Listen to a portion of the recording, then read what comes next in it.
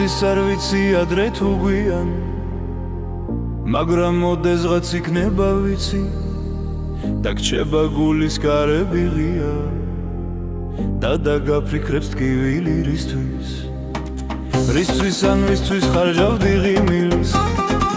ან წმინდა გრძნობა ვის დაანებე ღირდა თუ არა იგი რაიმე ვისაც კარივით გული